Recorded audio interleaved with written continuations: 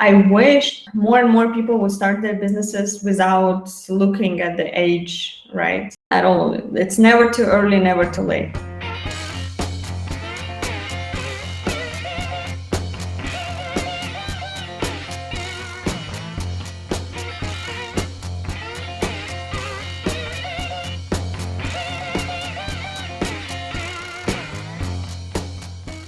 Our guest today is an MIT Bootcamp's alumni, founder at Woman and Alza Boutiques, Facebook Fellow, One Young World Ambassador Delegate Speaker, and a devoted mother. We are truly honored to have you as our featured speaker today, Zara. Thank you so much for being willing to share your journey with us. Thank you for inviting. It's I really miss you guys and was really excited to be a part of this. I'm excited to have this chance to reconnect with you. So I was wondering if you could start by telling us about your experience growing up and some of the early life events and mentors that influenced your personal and professional development. Mm-hmm. Right. Well, I was born in Azerbaijan. That's like, to give you an overview, it's a post-Soviet country with a Muslim majority, even so not practicing much, but still quite traditionally conservative culture, which is changing and becoming more and more open. It was every year, literally. So now it's been, I've been in business for 9 years, and things changed like drastically in the country and in the region as well. Well, if you talk about my childhood, I was quite an active one from day one, I guess, from school and stuff. And for me, I literally always was asking why. I think that was one of the things which, like, my parents always tell me, is like, they would never tell me just no or yes or something. And I would always require the why I can't do that. And often go against whatever. If I didn't get a proper, in my opinion, explanation, then I would go with like, okay, then I'm just gonna do that, right? And I think one of the big events which affected like my further journey was the divorce of my parents when I was 7. It wasn't something very usual back then, especially because women wouldn't really divorce, because that would mean very kind of bad reputation and name and pressure from society. But my mother was very brave, I would say, and she's still kind of a role model for me to go against all the what it has to be, you know, like what all the pressures of society and stuff. So she went with her desires. I didn't want to accept any pressure and like the way things were, let's put it that way for now. That was quite a tough period, but because there was super little money, you know, like it was my sister, myself, grandmother, great grandmother, and a cat. So my mom was taking care of all of us, and she has been an example for me of going for what she believes in and what she dreams about. And from just a girl, she was a lawyer, she became a judge on her own, which is a very rare thing here. So from zero, she learned and became a judge in her area, like getting on the higher levels. Well, and that's one, I guess, which was affecting me a lot, this desire to be independent, to, like, I understood early on that if I want to have a choice and a say, I need to be financially independent as well. So actually, when starting my own business at 18 with just $200 the first time, that was my motivation. I wanted a financial independence, and I didn't know how to find that at 18 otherwise. So I thought, well, why don't I start my own business? Yeah, so that's one. And I think the second thing which influenced me quite a lot was dancing. I was dancing professionally for 10 years, sports ballroom dancing. And we were 5 times national champions and was the first ones to represent Azerbaijan on world championships. So back then, for like 11-year-old girl to go outside, it was for the first time to Germany and then travel around the world, see how the world is, see like literally how different it can be. That taught me a lot, and I learned discipline with dancing. I remember, like, if you asked about mentors, I guess my dance teacher was my first mentor. I will never forget the time when I was like he was making me do like 50 push-ups for like 13-year-old girl, right? So on the 48, I was already like, falling down, like wasn't able to do more.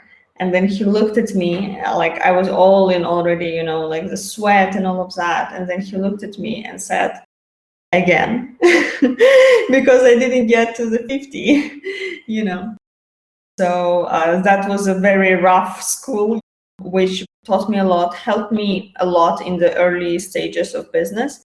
But now I try to do it very differently, actually, not through the power, but much more to enjoy things and in a lighter manner without this pressure on myself. Thank you very much for your detailed answer on that. So you've already started to touch on it in your answer just then, but I thought I'd ask if there's anything which inspired you to become an entrepreneur. For example, are there any moments in your experiences that you can look back and say that sort of pushed me in this direction? Mm-hmm. I can't say any like specific moment, but I think this desire like for independence and freedom was like really key. And I was like, okay, like, because I looked at other, somehow around me, there were no adults who would really enjoy their work, except my mom. But my mom worked really, really hard. And I was like, oh my God, like, do I really have to work that much to make, this money? And she enjoys it, but I don't really want to be a lawyer or like a judge or something. So I got into ISEC, which is the biggest youth run organization in the world. Maybe some of you heard of it. And there they started talking, about let's make the world a better place through entrepreneurship and stuff like this. And at the moment, it was literally in September, I got into ISEC. In October, I started my first business. So it was, I think, related. And it gave the push.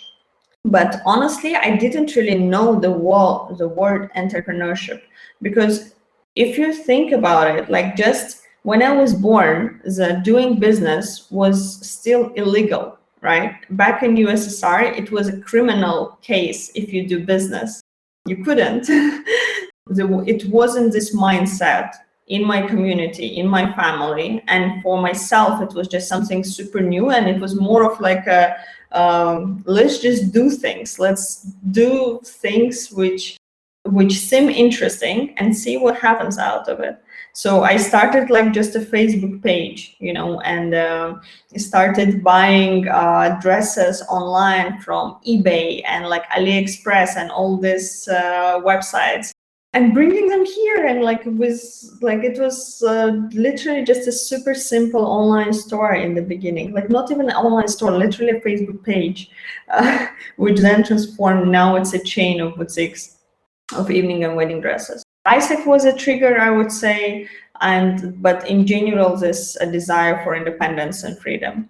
And I think often people say like, oh my God, you started so early at 18, how have you done that and all of that? But I think it's much easier to start actually when you're 18, because you don't really have much to lose. So you're just experimenting and trying things out. And if you fail, you fail, right? So now it's much harder. And when I talk to people who are like 30 plus, 25 plus, 40 plus, there's a choice of like, oh, but what if I lose everything that I already have? But that's a different conversation, which I believe that still quite, I think in MIT alumni, there are lots of people who are like, what is the oldest age, actually, I wonder, between alumni starting their companies? Yeah, I'm not sure what the answer is to that, but there were definitely people in our class that were in their 50s at least. Yeah, yes, at least, exactly. And I wish more and more people would start their businesses without looking at the age, right? At all. It's never too early, never too late. That's a great piece of advice. You found financial independence, as you say, like so young. I think that's amazing, honestly, that like your idea of financial independence was, I'm going to start a business. Mine was like, I'm going to go mow lawns and babysit. So good for you. That's amazing. But I was wondering if there are any of your accomplishments that like really stand out to you, that looking back, like you're really glad, not, that it looked successful to the world, but that it was really meaningful to you. With all the things like the Facebook, Forbes, even getting into MIT, like I got the full scholarship back then, which was like wow for me. All of this like really meant a lot, and like I'm proud of that. But if you say like what's more like on a personal level, I think I'm like it was a tick when I got into a supermarket and I started like choosing anything I want, like buying stuff without looking at the price tag. That's when I understood that, okay, I think I achieved that point of my financial independence a little bit, when I can go into a supermarket, when I can go into a store and not look at the price tag. Maybe that's not the smartest thing to do from the financial point of view, but mentally overall, that meant really a lot. As much the same as covering my, it happened that at 19, when I was 19, the business kicked off and was doing like it was super small as the first year. But my mom lost her job. So my sister, my diabetic grandmother, my mom, who was very depressed because she put all her life into this. And like there was a mortgage, car credit, and all of this. So I was 19, and I got, in a matter of basically 2 weeks, I was responsible for everyone. So being able to cover the mortgage, cover the car, take care of my grandma, my family, and until now actually financially support them is something I'm proud of. So yeah. So that's like on a personal level. Yeah, and I think also, and another thing is to travel. Like literally, I'm so happy that I've been not sitting down, and I've traveled to over 40 countries, and I took this because it's not something usual to do when you're taking care of the family, you are running like 3 businesses and travel at the same time, in Azerbaijan at least, and you're a girl, like they also, like there's quite a lot of conservative pressures. Like my dad would not talk to me for quite a long time because of me doing what I've been doing, the business, the travel, and all of this, like being free actually. Right, so I'm proud that I didn't listen to anyone and just did what I wanted to. Wow. I mean, thank you so much for sharing that with us. I think it is very inspirational to find like that you've gone through difficult times, but sort of been able to push through and do as you want. I think that's really cool. One thing I wanted to ask is if you have a guiding vision or philosophy which has helped you make decisions as you go through your life, particularly in regards to career. So especially in a scenario where you have 2 options that seem very similar, how do you sort of differentiate? Well, you gotta look, I guess, at your values. What drives you the most? Until now, actually, I've got lots of proposals, for example, which I refused because even so it was very, very attractive from a reputation point of view, from financial point of view. Even like it would be fun maybe, but that would go against my main value, which was is still, you know, independence and freedom. So I didn't go with it. Maybe that kept me from, you know, some kind of exponential growth, because like I never got any investments. So that would be a good example, I guess. Until now, I'm 27 right now. So as from 18 I started. Until now, I never worked anywhere. So it was only my own businesses, 4 by now. And I never got an investment, so it was all bootstrapped. As it bootstrapped from $200 back then, and then the rest of the businesses were financed by my first one, right? So why? And sometimes people like some of the things you can't really do without big investments, right? Some of the things you can't do maybe without co-founders and stuff. But for me, somehow I really appreciated more my ability to travel anywhere I want, do what I want, you know, like take a break or work, be in the company when I set up systems, I set up teams. I basically manage everything remotely for the last, 6 years now. So for 6 years, I don't live in my home country and where most of the businesses are. So I think that's an example of like, once you know your personal values, it's much easier to make a choice. Even because there will be different, very attractive, cool, very similar, as you said, choices. And yeah, once you know what is more in priority for you, and that can change different periods of time, your values, your priorities will change most likely. So but for me, it still stays the the freedom and independence still stays for me. And the second one being my family, like now my own family, my husband and my kiddo, being able to spend more time with them and all of this. I mean, I think it's amazing that you can keep both of those things in your focus. And I mean, family, I have a big family, and you know, your career ambitions, those are both things that can take huge amounts of time and energy. So I have great respect that you drive them both in the way you do. I'm very impressed by that. I was wondering if you can kind of help us understand a little bit better, and I know you touched on it a bit, but some of the, you know, social and other biases and pressures that you faced and had to work through in your entrepreneurial journey.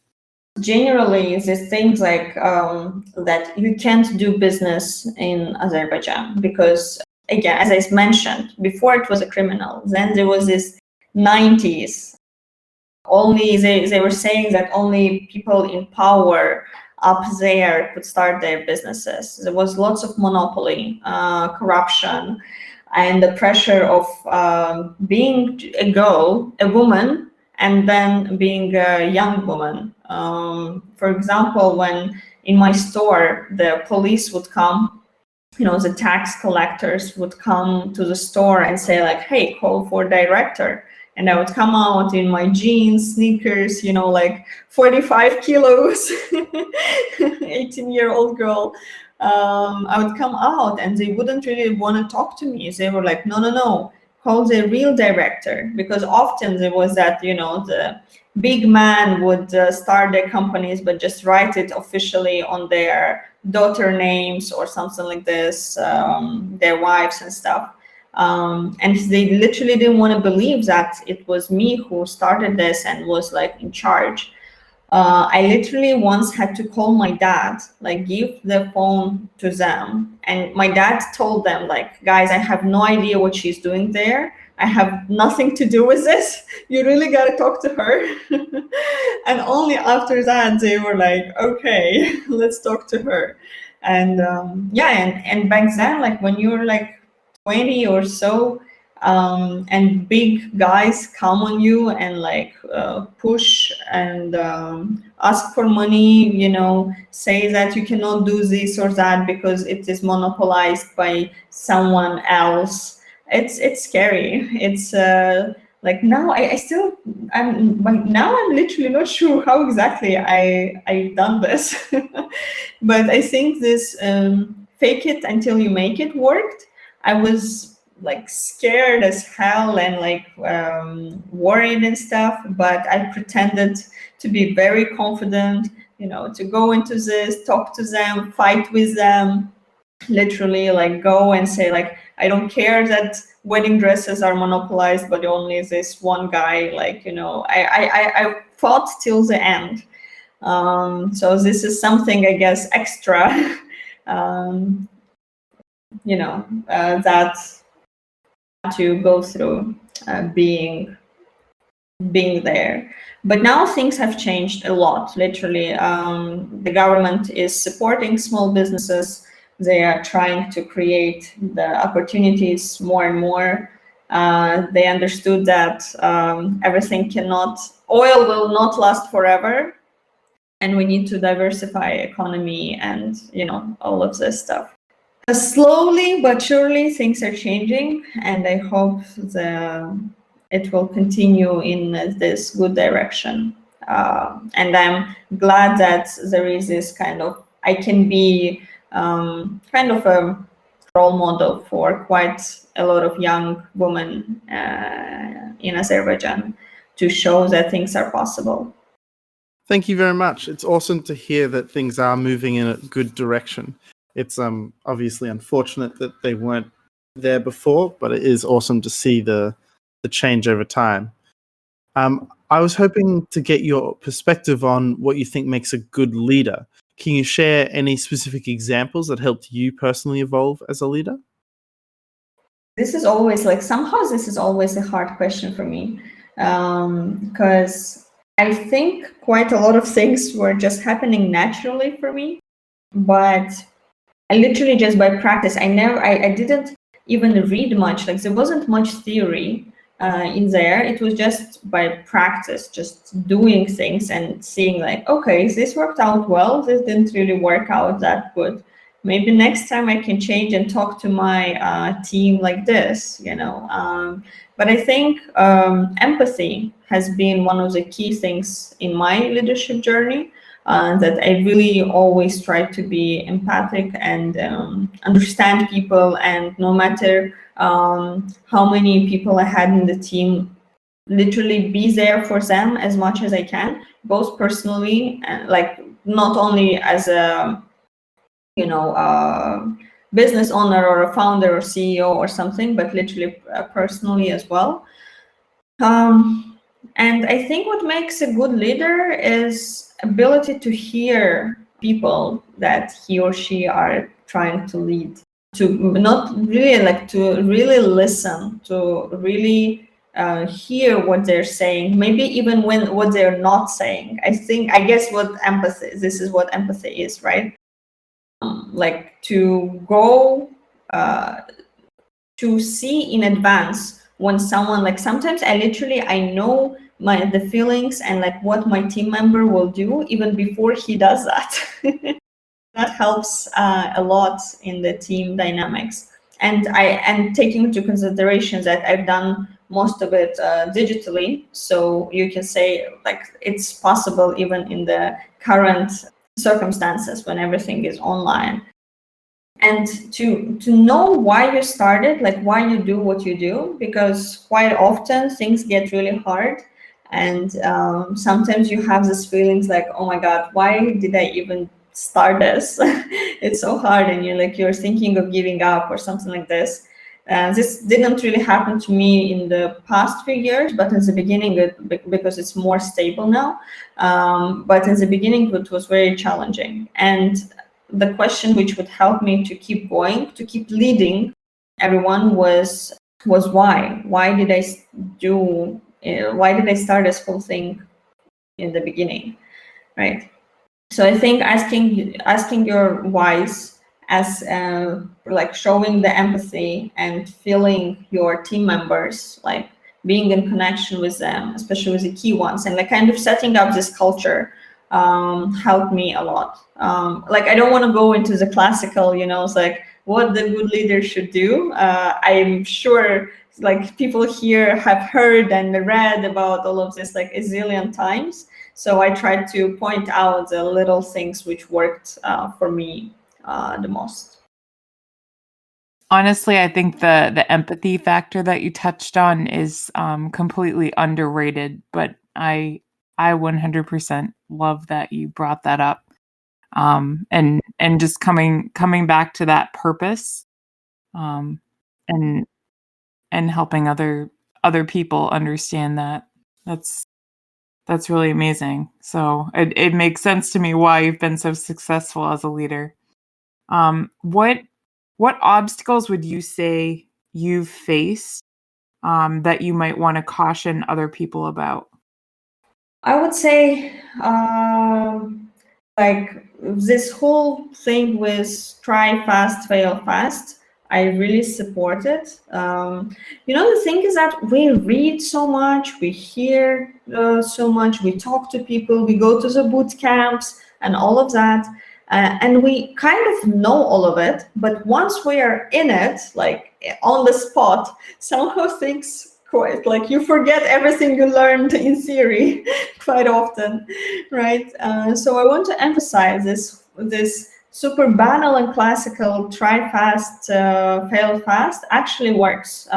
Worked for me a number of times, many times. So I would say like not to be afraid to fail, literally, like as banal as it may sound, and fail as fast as you can to get up and go in again. This MVP things that we learned as well, right? Like I didn't even know before like coming to the boot camp about MVP, and things like this, but I was just doing it kind of somehow naturally. That's also something. Like once I would start my projects and businesses with going with a minimal viable product, with like trying small and changing, adapting very fast, it would work. As soon as I would go with like, oh, let's write a big business plan it all out perfectly and all of that stuff, it never worked. So together with my like successful 4 businesses, I have those which didn't work out as well. Even almost only on the idea stage, it didn't work out. So, and I didn't invest too much time into it. So I would say, like try things as fast as you can, and iterate and adapt as fast as you can as well. I think with the pandemic, now everyone, if before, I think entrepreneurs were the ones who were most ready for the pandemic, because we're used to changes all the time and kind of, this anti-fragile concept that we talked about at the bootcamp as well. I think entrepreneurs are those who are like the most anti-fragile. But overall in the world has seen now that things change all the time. So the more adaptive you are, the faster you will go through all the obstacles. Yeah. So that's why even like when you ask me for like any specific obstacles, I can say like there wasn't anything big right away, but just this because I was doing iterations very fast. So it was something small over and over and over again. Hello, Zara. First of all, thank you so much for sharing your journey. It has been very, very inspiring. And I have a few questions. Once you started your journey with your businesses, how was the reaction from the locals? I mean, were they open and supportive on your idea? And also, how about being 18 and dealing with employees who maybe were older than you? How did you manage that? Thank you. Thank you, Carlos, for the questions.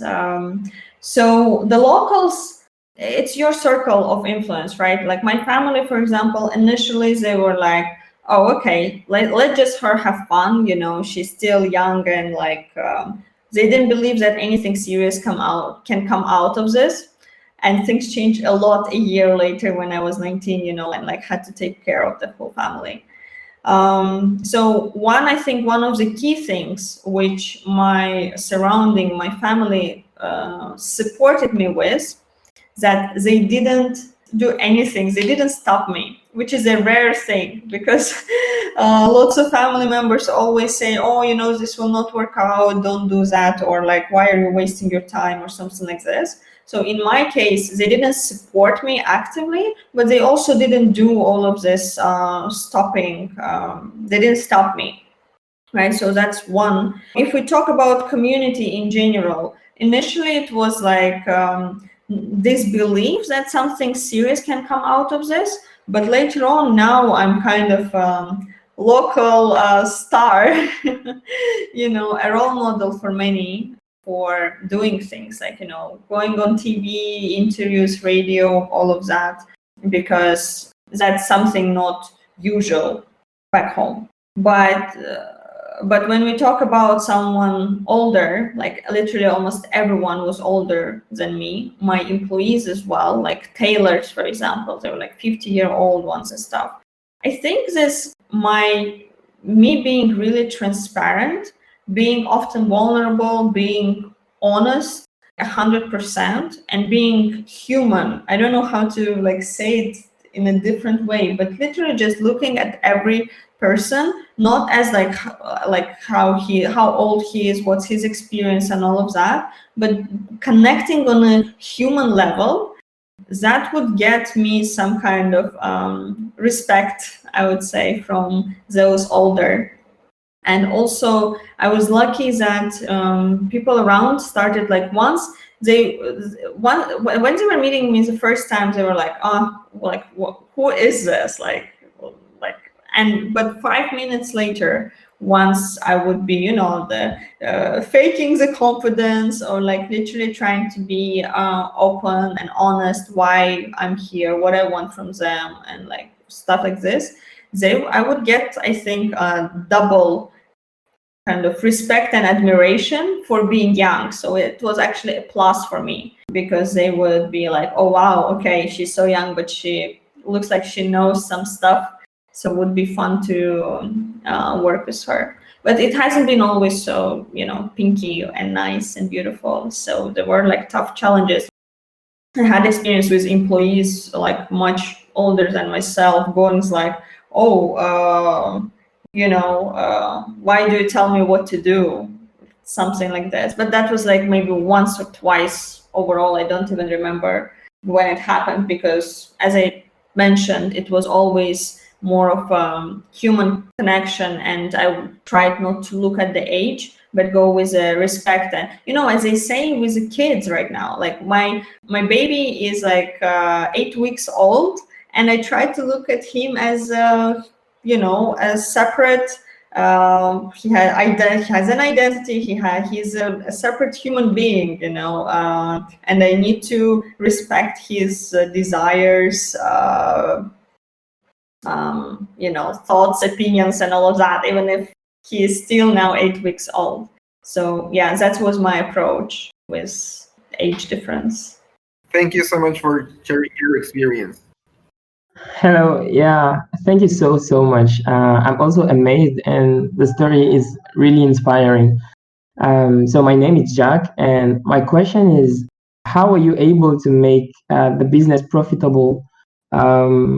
How were you able to handle the business model, like the supply and then the selling price, to be able to make sale like in the market when you were starting? Thank you. Great question. So in general, so how I made it profitable? I think one of the key things, of course, it's product market fit. When I started, I first started bringing literally kind of selling everything I could find for which I liked personally.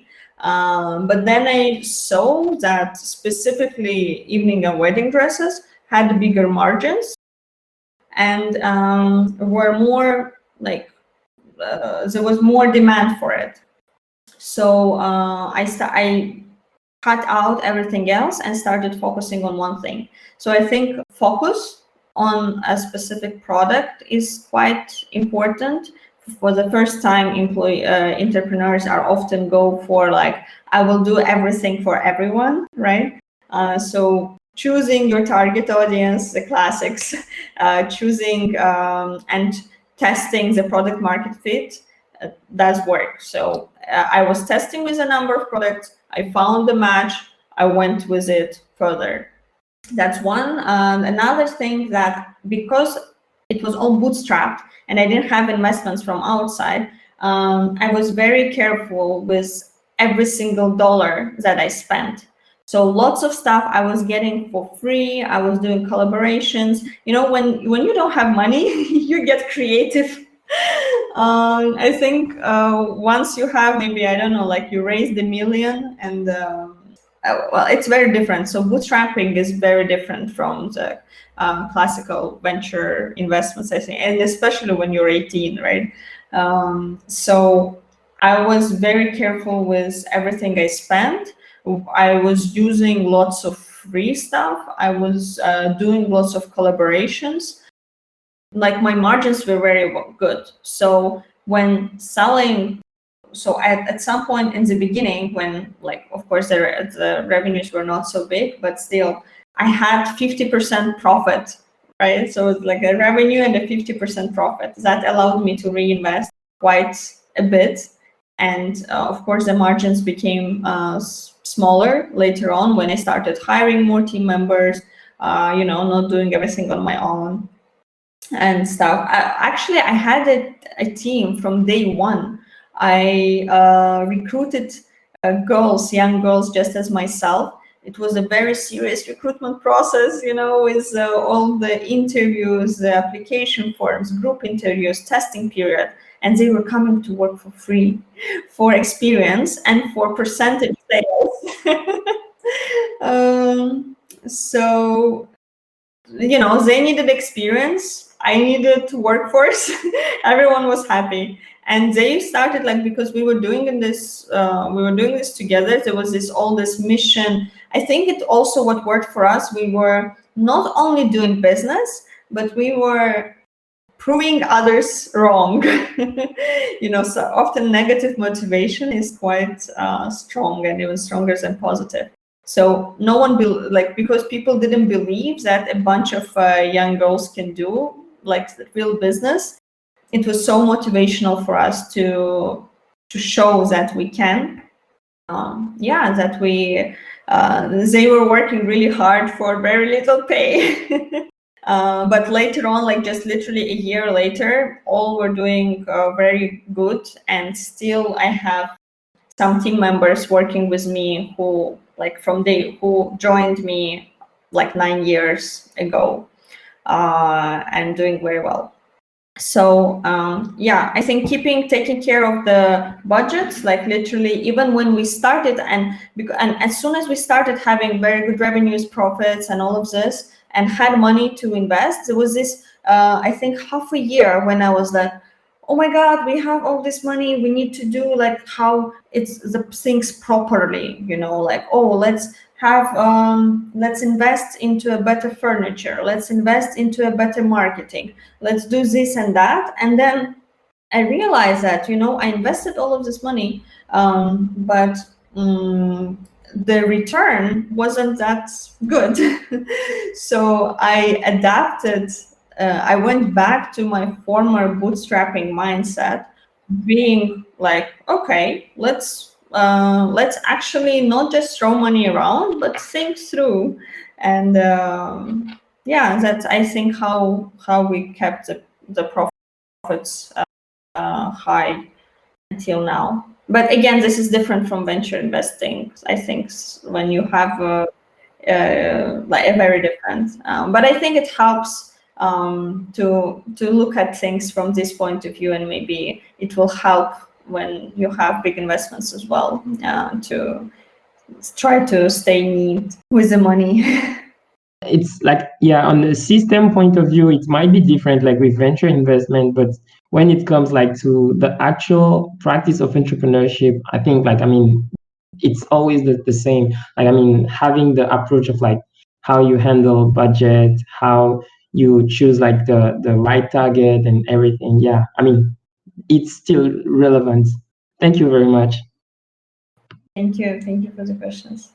Thank you so much, Zara. I do appreciate hearing about these sorts of things, and I do think there should be a more of a philosophy similar to yours in companies like venture that generally go to capital investment, because I feel like getting on the investment treadmill, so to speak, can be quite dangerous for a lot of startups. But one thing I wanted to get your perspective of is how you define success for yourself personally and professionally. Is there a difference in the way you measure it, or is it similar between the two? Mm-hmm.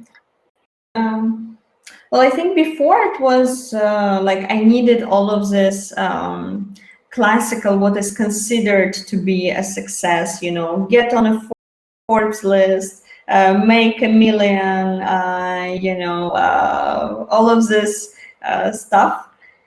But now it's very different. I literally, for me right now, my professional success only correlates with my personal one. Because even if I'm professionally getting millions or getting on a Forbes or like whatever other classical achievement bullet points you have, if that doesn't make me happy, if that doesn't make me healthy, if that doesn't let me enjoy my time with a family, enjoy the weather, the travel, the world, then it's not worth it for me at this stage of life. So to answer your question, before it was kind of like really like just, I guess, as for many, I was getting the business metrics, to achieve KPIs, to do this and that. But now it's more on an internal happiness and harmony. If it all fits, then it fits. If not, then I postpone it or actually say no to an opportunity at all. That's on one side. And on another side, because one of my businesses is a social business, so the success there was the impact. You don't count it in profits, but on the impact that you've done. And I think until now, this is still my main measure kind of success, is how much impact have I done, how many women did I help. In my case, like in Wow Woman, we kind of count how many women did we help to become financially independent, so she can have a choice and a say, so that she can have the freedom to choose if she wants to stay in maybe violent relationships, like more obviously, most likely not, right? So she can take care of her children, of herself, and not be stuck in where she in bad situations, right? So that's how I measure my own success, also by the number of lives changed. I hope I can say it that way. Yeah, I think that's really commendable, and that's an amazing way to measure your success too. I like that you don't measure your impact in a dollar amount. So the dollar amounts are also very important, right? And actually, with like when I say to other, like being able, but for me, it's not in dollars themselves, but what they allow me to do actually. Like if I, if I have the choice to go anywhere I want, like today or tomorrow, and like support the family, support the community and stuff, that's success for me. I like personally, I don't currently, for now, I don't need yachts or airplanes, but I may want that after 30 or something. I don't know. We change, right? I think that's a great point. Yeah, and hopefully, if you're really driving that value system, like the money part comes alongside that. Yeah. I mean, that said, I think you have a lot of integrity, but you're also a very good businesswoman too. So I didn't mean to downplay that at all. Thank you. So how do you find your personal balance between work, family life, and everything else that you're passionate about? I think if like to be practical, I delegate. I delegate a lot of things. I delegate, like I try literally not to do things which I don't like and which I'm not good at. But that concerns both business-wise and personally. Like at home, until 18, living with my mom and grandmother, I was spoiled, with grandma not giving us any work in the kitchen, not the classical, because in Azerbaijan, in the classical role of a woman to be on the kitchen, to wash and clean and cook and all of that. My grandmother was doing all of this until I was 18. And then once I started having business, even as soon as I made even little money, I was hiring staff, housekeeping, to do all the stuff around the house. So this is actually a lot of work, a lot of time. It's like literally time consuming. So when you say like how, like often I get this question very often, like how do I do like the business and the home and family and kids and all of that? Kid one. I delegate. I have and I try to get help as much as I can. And I think that was actually also a very key thing in business, because when I started, I was trying to do everything on my own. Even if I would get the team members, I would still do lots of stuff on my own.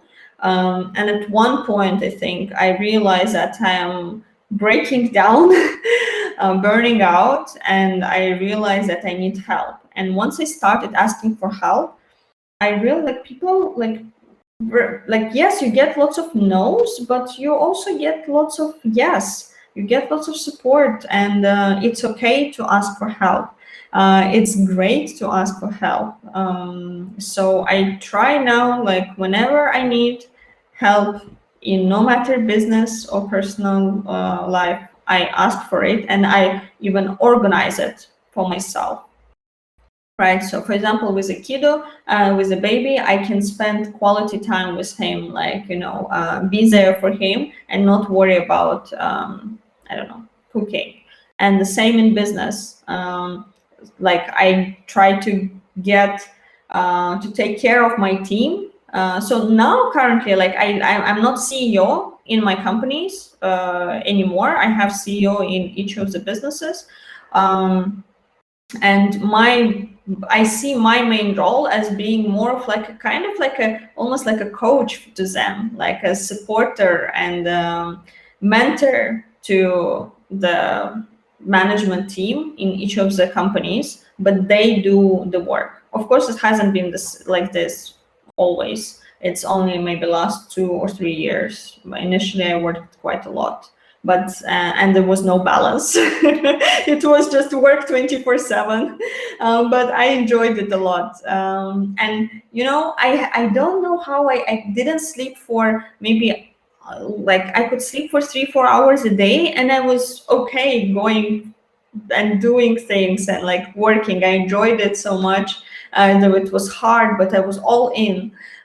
Now, if you tell me to sleep 3 or 4 hours, I would die. I need my 7-8 hours.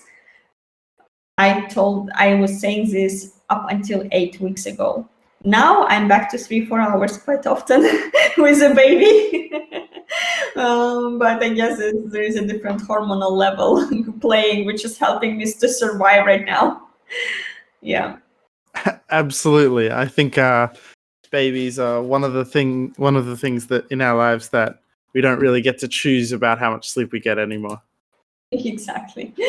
Yes. Thank you so much for that detailed answer. I was hoping we could also have a look at sort of major pivots or deviations from a plan. So if you've gone through any sort of major pivots or deviations from your plan and how you went about dealing with those situations. Mm-hmm. Actually, yes. So in the first business, it was first initially, so my business model is renting. Maybe like those who are in US know this big startup by now business rent the runway. So that's my model. I rent out evening and wedding dresses, and initially people didn't understand that. They were like, oh, like I don't want to get anything from others. And I was talking about environment and consumerism and all of that, and there was zero, like very little response to this. But once we started talking in their language, in a way, on a mass scale of like get a new photo for Instagram every time you go on a wedding, for example, things completely changed, and people are like, oh yeah, maybe it's actually good to rent stuff, not to buy. Now, like in the past 2-3 years, conversation went back again to environment and consumerism and all of this. But 9 years ago, this pivot in the way we communicate to our customers helped a lot. If you ask me about the pivot of literally the product, the business, with Wow Woman educational platform, we've done a number of pivots on a business. So outside we would stay the same kind of, but inside, from financial model, we had to change a number of times because it started as a kind of like a social project and then became a social business. Because if initially I was just supporting it, sponsoring it myself from other businesses, then I realized that in order for it to be sustainable and to last for long, I need to make the social project as a social business. It needs to cover its own expenses and to even make profits, which would be reinvested again back into business. So we made a number of pivots. Would be hard to it would be too long, I think, to tell about each of them. But changing quite fast, I think what definitely helped us to stay still alive until now. That company is now 6 years old. And from the last ones, actually, interestingly, like one of the last projects I've done was a co-working space, and co-working space, a community space, which then became partially like a business cafe. Also, same story. Like we were planning to be only a co-working with kids room, mother's room. It was like very big one in the city center with a terrace and all. But then realized that people are not used to paying for the time, but they're used to paying for food. So we actually built a whole full functional kitchen inside of the co-working space and built a restaurant. And just in a matter of 2 months, without realizing this myself, I got into a restaurant business, knowing nothing about it. It was very challenging, but that's what saved us. And I actually sold this business a few months ago, before the pandemic, because it was a very good deal. So I sold it out, and basically I was selling a restaurant. So yeah, we changed because I was, and I think we survived, and not just survived, but we're successful, and I made a very good exit out of this because I changed again, pivoted very fast. So I look at numbers every single day, and I make decisions fast. So I think that's helped a lot. So even, as you can see, from a co-working to a restaurant business in a matter of 2 weeks, or 2 months, sorry. Wow, that's pretty amazing. Yeah, inspiration for others. If you see that things are not working out, really try something different inside of this. The pivoting quite often works, but it's this very narrow line between this feeling of when it's the right time to push through until the end, until that thing work out, or you need to pivot. It's very hard, and I think there is no one single recipe for knowing when is the right time to pivot or to push through. Yeah, it's very individual, but also one's intuition. Sometimes we should listen to ourselves and to our intuition very deeply. There are lots of business advices and numbers and all, but at the end of the day, we are emotional creatures, and our intuition can help us to make a proper decision.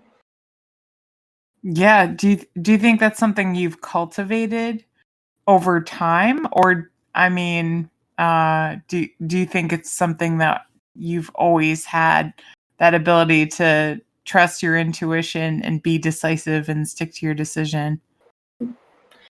I think that I did have a good, like something, I don't know, naturally or what you say, but definitely it was cultivated. When when you purposefully sit down and write, like for what I use, for example, I just sit down and I start writing. Like I start putting things out to see how to really try to listen to my inner voice, or whatever you can call it.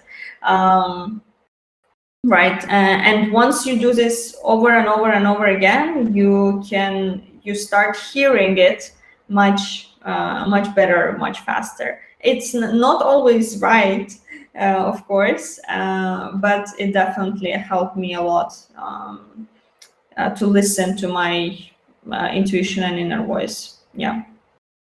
I really appreciate all of your answers, and I realize we've gone a little bit past the hour. Do you have time for a couple more questions, or should we just kind of wrap it up here? Yeah. I don't want to take your time for granted. No, thank you. Sorry for it. It's been too long. I actually haven't spoken English for I think 3 years now. So I'm sorry for not, being slow sometimes and finding the words and all of this. I would never have known that. Yeah. Not at all. Your English is amazing. Probably better than mine. Thank you. Everyone speaks Russian here, so I speak the same. I speak in Russian, and I started before. I would read and all of this in English, but now I don't use it that much. But I'm trying. I'm learning that English is not the most interesting language to read in. No, it's I miss. I will go back to reading in English again. Like, this was actually a very good motivation for me. Today I realized that I need to get my English back. Well, we're happy to give you an excuse. Yeah. So I was wondering, I mean, you talked a lot about where you've been, where you envision yourself going, if you have a next step in your entrepreneurial journey in mind. Well, I'm more on a sabbatical in my entrepreneurial journey, for literally a pause for motherhood for a bit. It was a planned motherhood, and I really wanted to enjoy it and not to do something new again. But what I see, it's been 8 weeks, and for the last 2 weeks, I'm already looking for something new. I am currently helping and consulting some of the businesses on, non-official. That's very comfortable, just on an hourly rate, or some auction in the company. Auction? No. What is the right word in English again? The percentage of the company and hourly rate. So I consult some of the businesses, but I don't plan to start something big on my own in the near half a year. But after half a year, I plan to go into something new. I don't know what yet. I'm really interested in environmental, this whole climate change thing. I really care about it. So I don't have any experience in this, but last week, for example, I already have 2 calls with some friends of mine who are in climate change startups, like who are working on this. And I'm thinking of maybe joining them somehow or starting my own in the near future. Yeah. So nothing specific, but more of an exploration mode and taking a little break mode for now. Yeah, I don't know for how long. I thought that it will last for longer, but now I understand that the break won't last too much. I need to do stuff. I need to create stuff. Like that's my own type of cocaine, or what you call it, like how to say it properly. I need to start new things, new companies and projects, whatever. Yeah. You've got that sort of itch to do something. Yes. So I don't know what yet exactly, but as soon as I get my 7 hours of sleep back, I think I will be back on track on my entrepreneurial journey.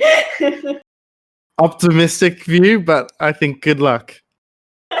Thank you. One last question from me was, but what do you think has been the best lesson or takeaway from your journey? Do you have some sort of words of wisdom, so to say, you might want to leave us off with?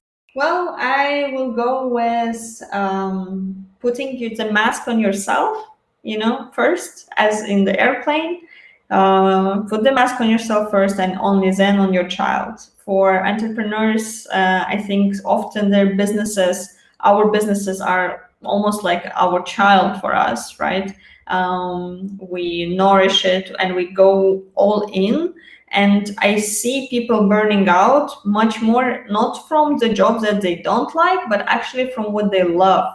And because we love something that we do so much, we go all in and we forget about our personal health, both physical and mental, and all of this. So I would advise, right? Or I would say not to forget and put the mask first on yourself, because the more the full you are, the more you will be able to share with the world.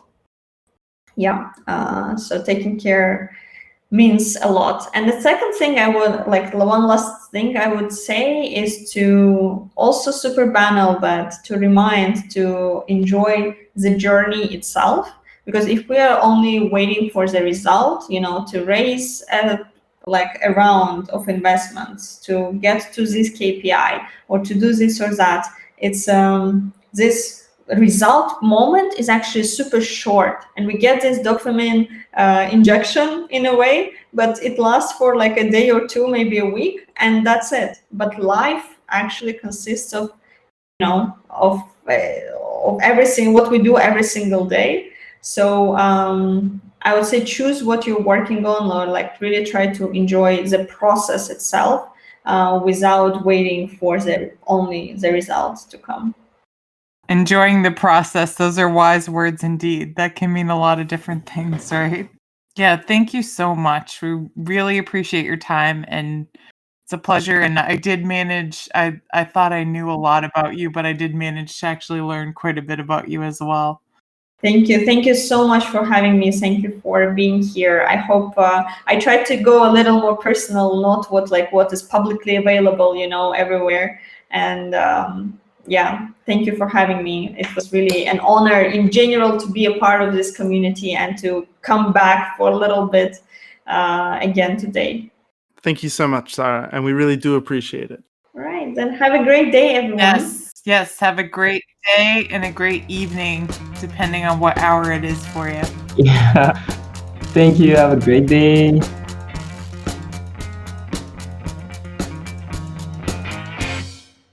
This has been Nancy and Spencer on Founders Voyage Weekly Podcast.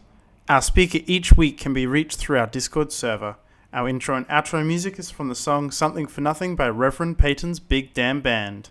We'll be back again next week for another episode. Until then, have a great day and continue your voyage.